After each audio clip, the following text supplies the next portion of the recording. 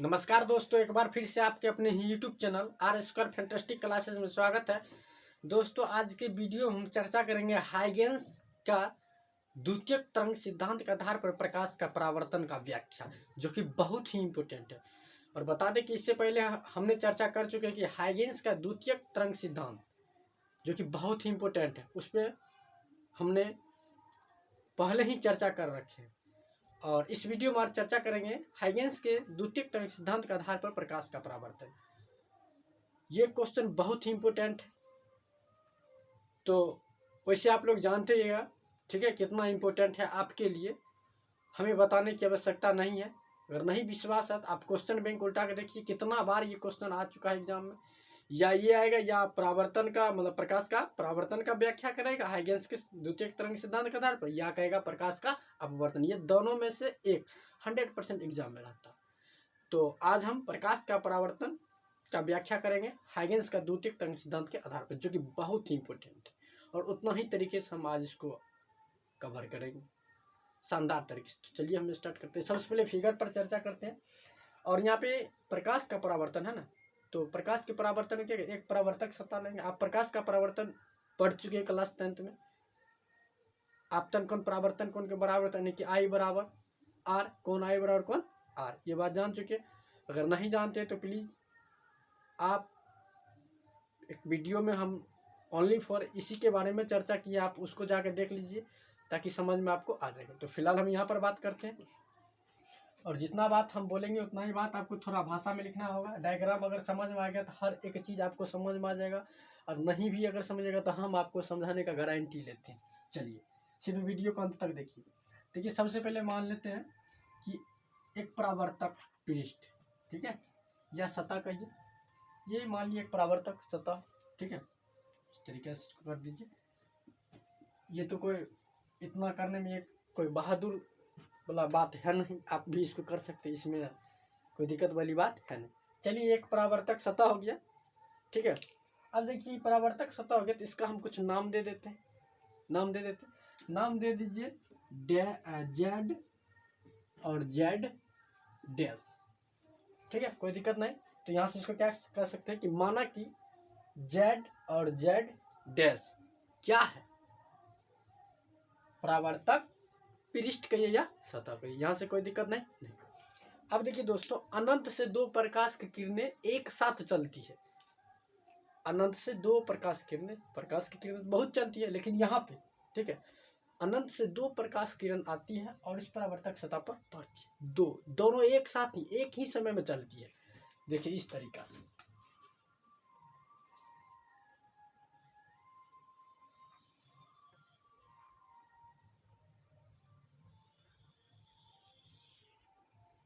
ठीक है, दो प्रकाश किरण अनंत से दोनों एक साथ चली, ठीक है, और दोनों क्या हुआ, इस परावर्तक सतह पर पड़ी। अब देखिए दोस्तों, दोनों एक साथ एक ही समय में चले और दोनों इस परावर्तक सतह पर पड़ने के बाद आप देख रहे हैं कि ये किरण को यहाँ तक आने में कितना समय लगा और इस किरण को यहाँ तक आने में कितना समय लगा। क्योंकि दोनों तो एक साथ चला, लेकिन दोनों तो पड़ा यहाँ। लेकिन आप देख रहे हैं कि ये किरण जितना समय में यहाँ आया है, क्या उतना ही समय में ये किरण यहाँ पर आई है? नहीं। आप भी समझ सकते हैं क्यों, क्योंकि इसका दूरी आप देख रहे हैं ज़्यादा है, लेकिन इसका दूरी क्या है, कम है। इसका मतलब है इस किरण को ज़्यादा टाइम लगा और इसको कम लगा। अब कितना ज़्यादा कितना कम, या मान लीजिए कि इस किरण को हमने सपोर्टेड मानते हैं कि 1 सेकेंड, ठीक है, या 1 मिनट इस प्रकाश को किरण को आने में यहाँ लगा। मान लिए समझने के लिए कितना, 1 मिनट। जब दोनों किरण एक साथ चली, ठीक है, जब इसको 1 मिनट यहाँ तक आने में लगा, तो क्या इस किरण को 1 मिनट में कहाँ पहुँचना चाहिए? क्या यहाँ पहुँच जाएगा? नहीं ना, नहीं। तो 1 मिनट में ये कहाँ आएगा? समझने लॉजिक वाला बात है। तो इसको हम कैसे समझ सकते हैं, किस तरीका से बता सकते हैं? मेरे पास तो जादू है नहीं कि इसको बता देंगे कि ये 1 मिनट में आया तो ये 1 मिनट में यहाँ आएगा या यहाँ आएगा। तो इस चीज़ को पता करने के लिए दोस्तों एक मैथमेटिक टर्म है जो आप लोग जानते हैं। जानने के लिए हम क्या करते हैं, एक लम्ब डालते हैं। लम्ब से हमें पता चलता है कि दोनों किस पॉइंट पे बराबर होगा, किस पॉइंट पर दोनों जो है ये 1 मिनट में यहाँ आई तो ये 1 मिनट में कहाँ आई। तो चलिए हमला में डालते हैं। देखिए इस तरीक़ा से यहाँ पर एक हमला में डाल देते हैं दोस्तों। चलिए ये हो गया आपका लम्ब। अब देखिए इतना बात आपको समझ में आ ही गया होगा, कितना तगड़ा हम बताते हैं, समझाते हैं आपको। तगड़ा उसको नहीं कहिए, समझिए सिर्फ। देखिए तो आप आराम से बता सकते हैं कि 1 मिनट, सपोज डेट मानिए 1 मिनट में भाई लगता नहीं है यहाँ तक, ठीक है। प्रकाश किरण बहुत तीव्र गति से चलती है, हम आपको समझा रहे हैं। 1 मिनट में ई प्रकाश किरण यहाँ आई तो ई प्रकाश किरण कहाँ आएगी, यहाँ, ठीक है, क्योंकि दोनों एक साथ थे। समझ में आ गया। अब देखिए दोस्तों, क्या ये जब प्रकाश किरण यहाँ पड़ी और ये जब प्रकाश किरण यहाँ आई तो क्या आप जानते हैं जब कोई ये तो एक आपतित किरण है, जब कोई आपतित किरण इस सतह पर पड़ेगी तो क्या होगा, प्रकाश का परावर्तन होगा। क्या होगा, परावर्तन होगा। तो चलिए इसको हम परावर्तन करवा देते हैं। यहाँ पर तो एक नॉर्मल भी ड्रॉ होगा, चलिए पहले परावर्तन करवाते हैं। चलिए इस तरीक़ा से ये आई और उसी माध्यम में लौट गई। अब देखिए दोस्तों, जब ये प्रकाश किरण यहाँ आई और यहाँ से यहाँ चल गई तो क्या ये प्रकाश किरण यही रहेगी, नहीं, ये भी यहाँ आई, ये भी यहाँ आई। अब देखिए यहाँ पे एक नॉर्मल ड्रॉ कर लेते हैं। क्यों नॉर्मल ड्रॉ किए, क्योंकि आप जानते हैं जब कोई आपतित किरण किसी सतह पर पड़ती है तो वहाँ पे क्या ड्रॉ होता है, अभिलंब। चलिए हमने एक अभिलंब यहाँ पर ड्रॉ कर लिए, कोई दिक्कत वाली बात है नहीं। आप ये प्रकाश किरण आई और फिर पुनः चली गई उसी माध्यम में, यह हो गया आपतित किरण और यह हो गया परावर्तित किरण, कोई दिक्कत नहीं। अब इस किरण की बात करते हैं। जब ये किरण यहाँ आई और यहाँ से चली गई, किरण तो रुकने वाली चीज़ है नहीं, उसको हम रोक के धरेंगे, बंद करके धरेंगे। तो जब ये यहाँ आई और यहाँ से यहाँ आई तो क्या ये प्रकाश किरण जब यहाँ से यहाँ गई तो क्या ये कहाँ गई होगी, ये भी तो क्या होगा, परावर्तन होगा। चलिए यहाँ से भी परावर्तन हम इसको भी करा देते इस तरह, इसका से। यहाँ तो कोई बहादुरी हम कर नहीं रहे, आप क्लास 10वां में ये चीज़ पढ़ रही है कि जब कोई आपतित किरण किसी सतह पर पड़ती है तो वहाँ पर क्या ड्रॉ होता है, अभिलंब। तो चलिए यहाँ पर भी हम एक अभिलंब ड्रॉ कर देते हैं इस तरीक़ा से, जैसे यहाँ पर किए। ये क्या है कि दोस्तों आपतित किरण, ये क्या है गया, परावर्तित किरण। ये भी आपतित किरण, ये भी आपतित, ये परावर्तित, ये भी परावर्तित। अब देखिए, अब थोड़ा सोचने वाली बात है, कौन वाली, सोचने वाली बात। देखिए जब ये प्रकाश किरण दोनों एक साथ चली, चलने के बाद ये यहाँ पे जितना समय में आई उतना ही समय में ये प्रकाश किरण कहाँ आई है, यहाँ आई है। उसके बाद ये परावर्तन होकर प्रकाश किरण इधर गई, परावर्तन होकर ये इधर गई और ये यहाँ आई। क्या ये किरण यहाँ से इस पॉइंट से यहाँ आई तब तक ये प्रकाश किरण कहाँ गई होगी, इसको समझना है।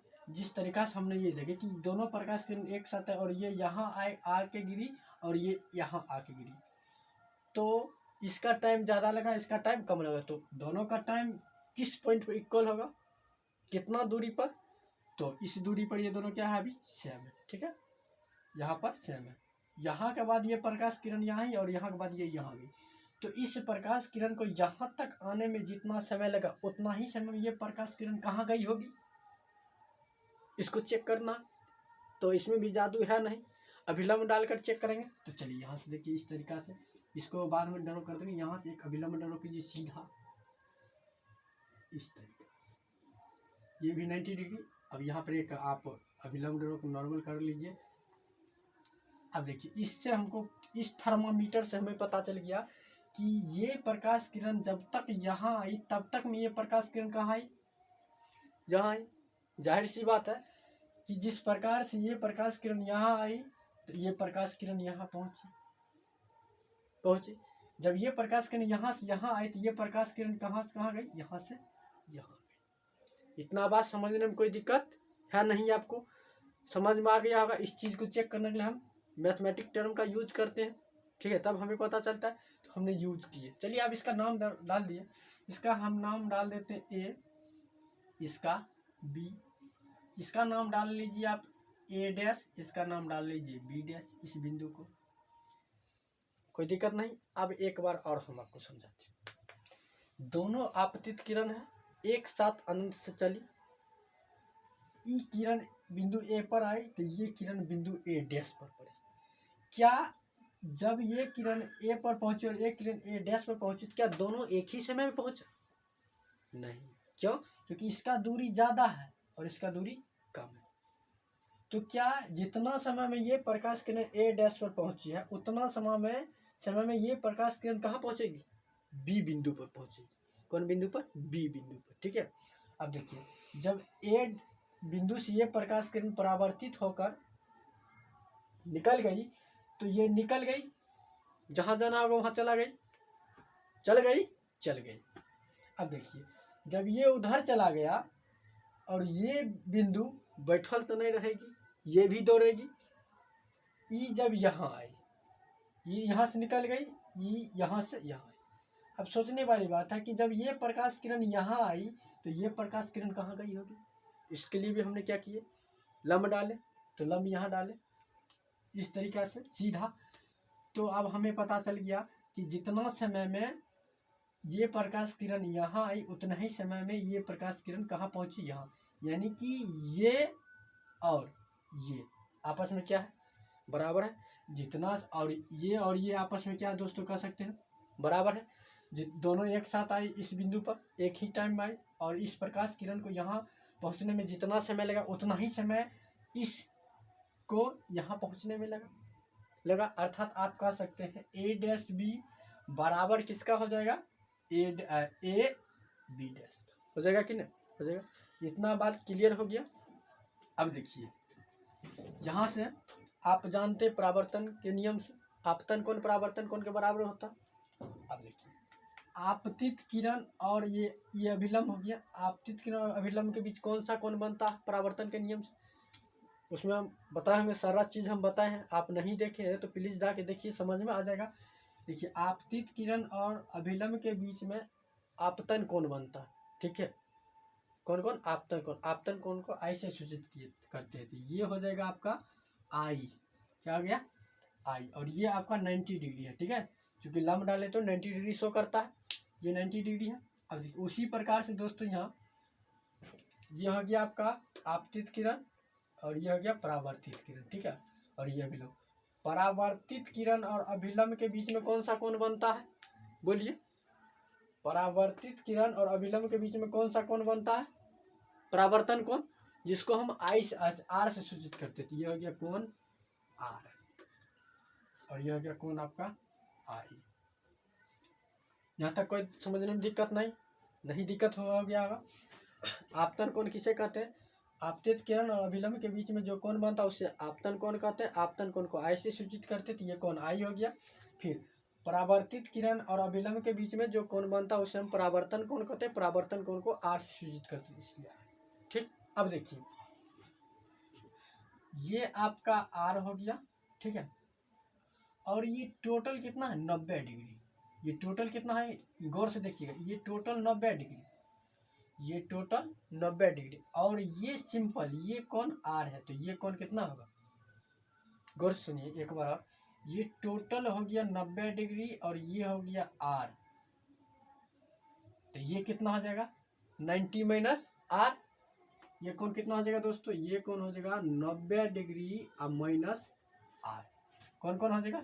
ये कोण। ठीक, समझ में आ गया। अब देखिए उसी प्रकार यहाँ आइए। ये पूरा हो गया दोस्तों 90 डिग्री। ये पूरा कितना हो गया? 90 डिग्री। ठीक है। और ये सिंपली में हो गया ये कोण आई। तो ये छोटा सा आई और ये पूरा 90। तो इस छोटका कोण के ई कोण की बात करें तो ये कोण कितना हो जाएगा? 90 माइनस आई। 90 माइनस आई होगा दोस्तों। 90 डिग्री और माइनस आई होगा। देखिए यहाँ पर ये ऐसे है, ऐसे आया है, फिर ये ऐसे गया है। ठीक है। फिर ये कैसे आया है और ये ऐसे है। ठीक है। देखिए ये कोण दोस्तों आई है और ये दोनों ये और ये मिला के 90 डिग्री है। ठीक है। और ये सिंपल छोटका जो है, देखिए इसको मिटाइए, आप समझिए। ये पूरा 90 डिग्री है। ये दोनों कितना है? 90 डिग्री। ठीक है। 90 डिग्री है। और ये छोटका है आपका आई। कितना है? आई।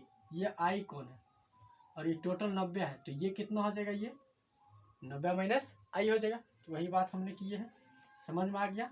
ये हो गया 90 माइनस आई।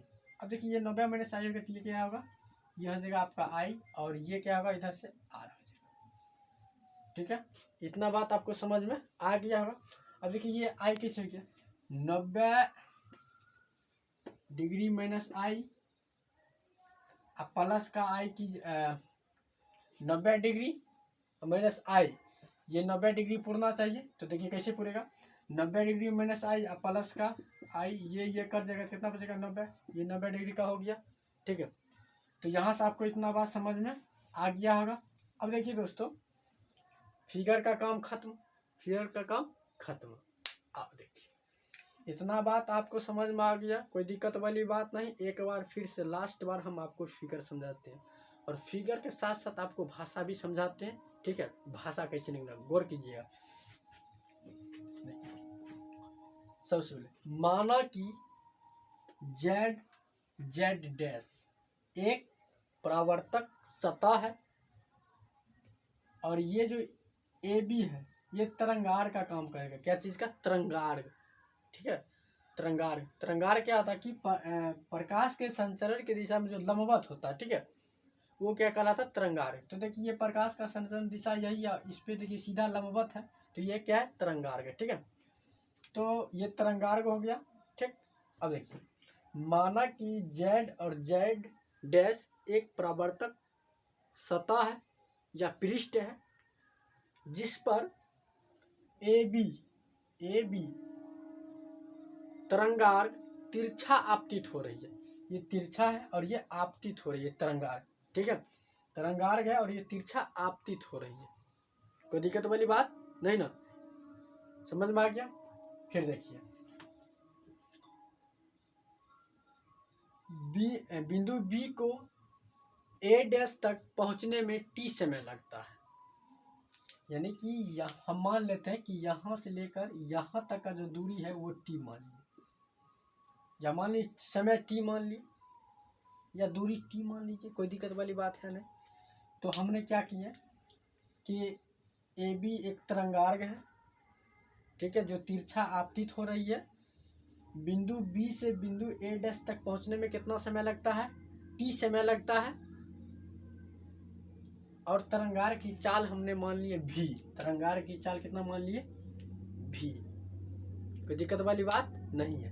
तब देखिए ए बी तरंगार्ग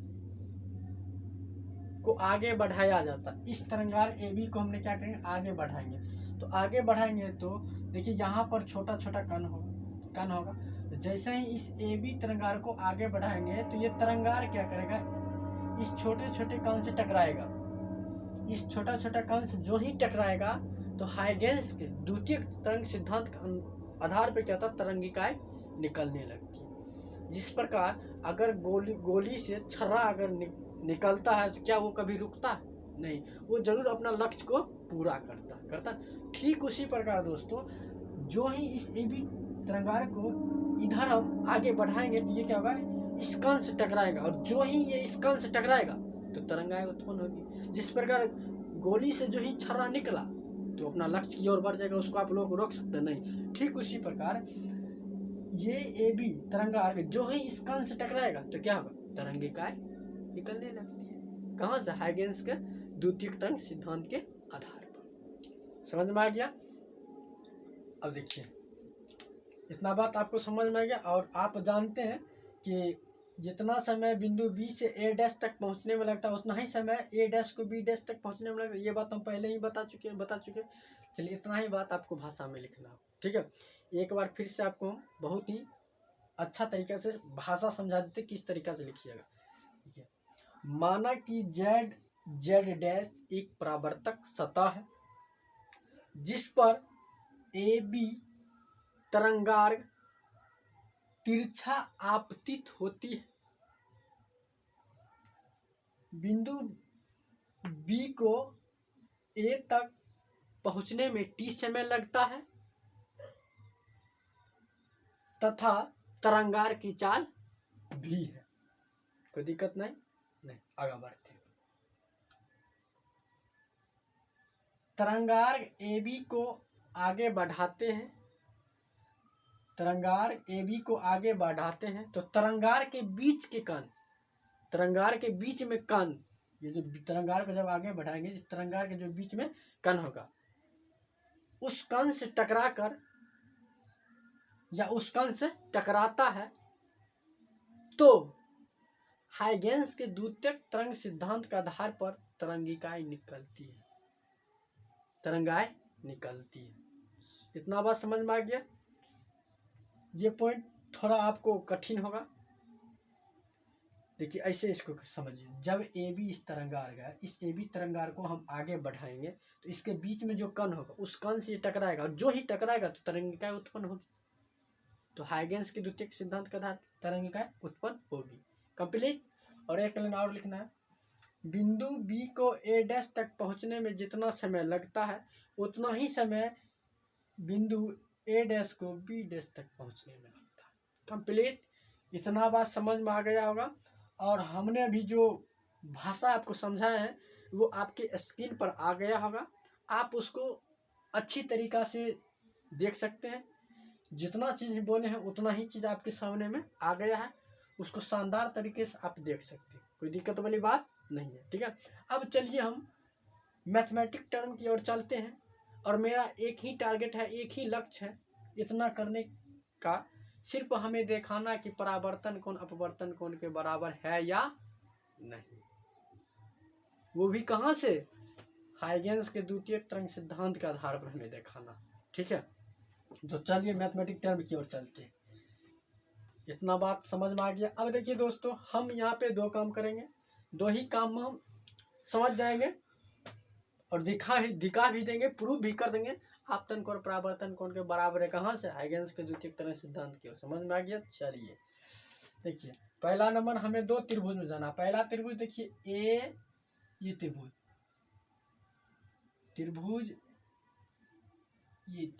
ये देख रहे हैं त्रिभुज ABC, और दूसरा त्रिभुज क्या होगा, दूसरा त्रिभुज ये होगा, ये वाला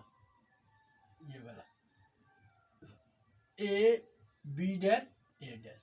दो त्रिभुज होगा। ठीक है, अब देखिए यहाँ से चलिए मैथमेटिक टर्म की ओर चलते हैं।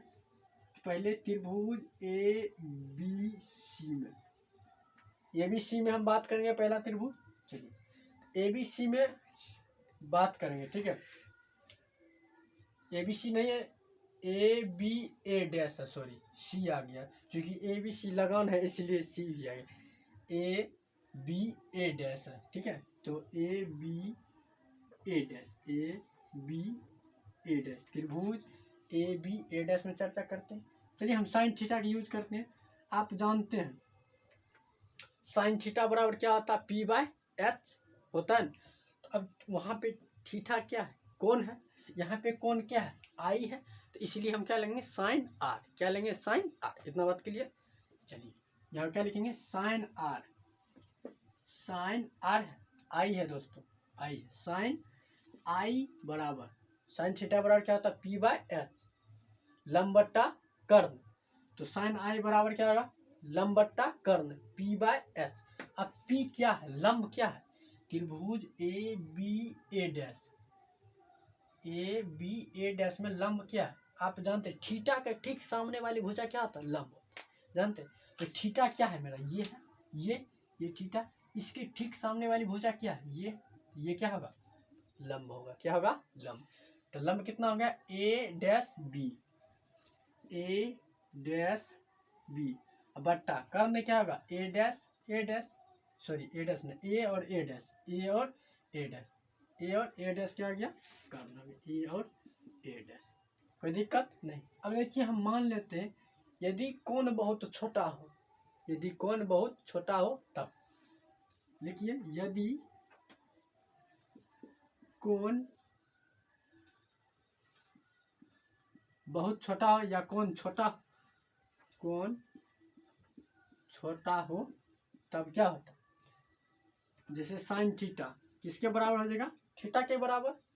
कोण छोटा हो तब साइन थीटा के बराबर हो जाएगा। ठीक उसी प्रकार साइन I किसके बराबर हो जाएगा, I के बराबर। साइन I किसके बराबर होगा, I के बराबर होगा कि नहीं, कहाँ, यदि कोण छोटा हो तब। हमने पहले ही लिख दिया, यदि कोण छोटा हो तब क्या आ जाएगा, आई बराबर ए डैश बी बट्टा ए डैश। इसको समीकरण 1 मान लीजिए। ये बात आपको समझ में आया कि नहीं, बोलिए, आ गया होगा, कोई दिक्कत वाली बात है नहीं। अब देखिए सेकंड त्रिभुज की बात करते हैं। सेकंड त्रिभुज आपका क्या होगा, त्रिभुज A B dash A dash, त्रिभुज A B dash A dash, यानी कि इस त्रिभुज की बात हो रही है। ये त्रिभुज, ये और ये, इधर कौन क्या है, आर, ठीक है। अब देखिए, तो यहाँ पर भी हम क्या लगाएंगे, साइन थीटा, यानी कि कौन क्या है, आर है, तो साइन आर, साइन आर बराबर, बोलिए साइन थीटा बराबर क्या होता है, पी बाई एच, लंब बट्टा कर्ण। लंब इसमें क्या होगा, ये आपका क्या है दोस्तों, थीटा है, इसके सामने वाली भुजा क्या है, ये ना, तो ये क्या होगा, लंब होगा, तो लंब क्या हो गया, ए डैश ए और बी डैश, ए और बी डैश, ठीक है। अब देखिए ए और बी डैश हो गया, और कर्ण क्या हो जाएगा, कर्ण यही हो जाएगा, इसके लिए भी ए और ए डैश, कोई दिक्कत नहीं ना। अब देखिए ए डैश बी और A B dash, A dash B और क्या है, A B dash, A B dash, ठीक है। चलिए यहाँ पर भी मान लेते हैं, इतना बात कंप्लीट, समझने में कोई दिक्कत नहीं। देखिए इस त्रिभुज के लिए दोस्तों, इस त्रिभुज के लिए ये काम करेगा कर्ण का, ये दोनों के लिए कर्ण का काम करेगा, ठीक। अभी फिलहाल इस त्रिभुज, इसके लिए कर्ण का, ठीक है। और इसके लिए ये जो होगा, ये काम करेगा लंब का, ठीक, कोई दिक्कत नहीं। अब देखिए, अब इस त्रिभुज की बात करते हैं, इस त्रिभुज की, ये त्रिभुज, इस त्रिभुज में भी ये कर्ण होगा, ठीक है, लेकिन लंब क्या आ जाएगा, ये हो जाएगा, ये लंब कहलाएगा, ठीक है, समझ में आ गया। अब देखिए, तो यहां से भी लिख लीजिए, यदि कोण छोटा हो, यदि कोण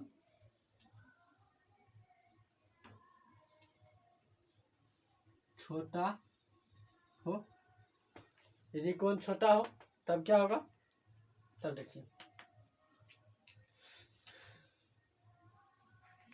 यही लिखते, देखिए यदि कोण छोटा हो तब आप क्या कर सकते हैं, इसको बोलिए, साइन थीटा बराबर थीटा, तो साइन आर बराबर आर हो जाएगा, तो आर बराबर क्या हो जाएगा दोस्तों, ए बी,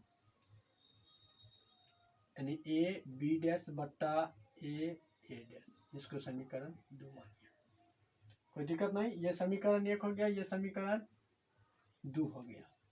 बोलिए इतना बात समझने में कोई दिक्कत नहीं ना, कुछ नहीं कि ये दो त्रिभुज में हमने टपे, त्रिभुज ए बी ए